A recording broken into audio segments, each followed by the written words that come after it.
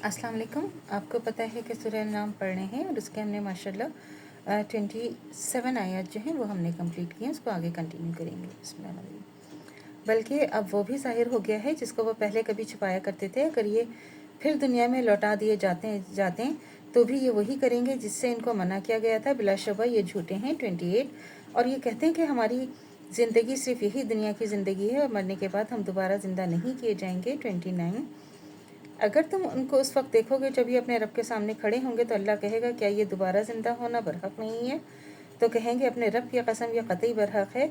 अल्लाह कहेगा तो फिर अब मज़ा चखो इस अज़ाब का जो बदला है तुम्हारे कुफ्र का।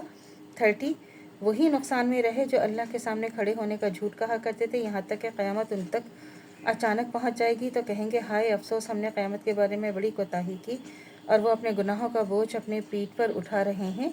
देखो कितना बुरा है वो बोझ जो उठा रहे हैं। 31 दुनिया की ज़िंदगी तो और कुछ नहीं है सिवा उस खेल के, तमाशे के और आखिरत का घर ज़्यादा अच्छा है उनके लिए जो अल्लाह से डरते हैं। क्या इतनी सी बात तुम्हारी अक्ल में नहीं आती?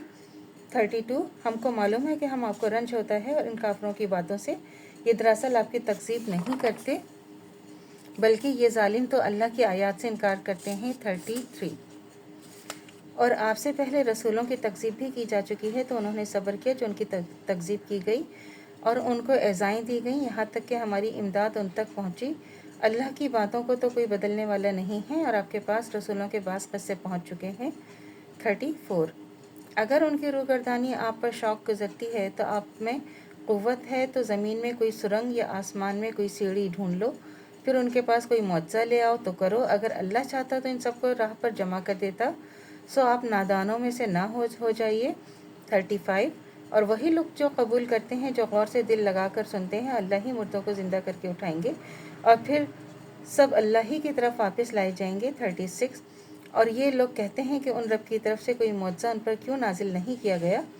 आप फरमा दीजिए बिलाशुबा अल्लाह को पूरी कुदरत है, वो मुआवजा नाजिल फरमा दे लेकिन उनमें अक्सर बेइल्म है। 37 ज़मीन के तमाम हैवानात और तमाम परिंदे तुम्हारे गिरोहों में बटे हुए हैं और हमने लोहे महफूज में कोई चीज़ बगैर लिखे नहीं छोड़ी है, फिर इन सबको अपने रब के सामने जमा होना है। 38 और जो लोग हमारी आयत की तकज़ीब करते हैं तो वो बहरे गूंगे हो रहे हैं, इस तरह इनके अंधेरों में गिरफ्तार हैं। अल्लाह जिससे चाहे गुमराह कर दे, जिससे चाहे सीधी राह पे डाल दे।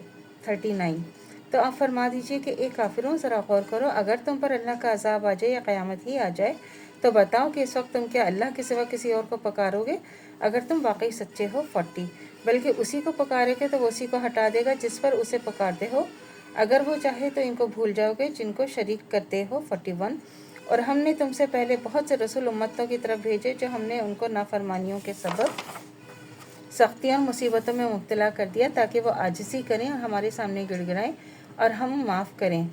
42 तो अल्लाह से दुआ करनी चाहिए जो हमारे ईमान है मज़ीद दम तक कायम दायम रहे, ख़ात्मा बिल खैर ईमान पर हो। इजाज़त दीजिए। अल्लाह हाफ़िज़। मेरे चैनल को लाइक कीजिए, शेयर कीजिए, सब्सक्राइब कीजिए। शुक्रिया।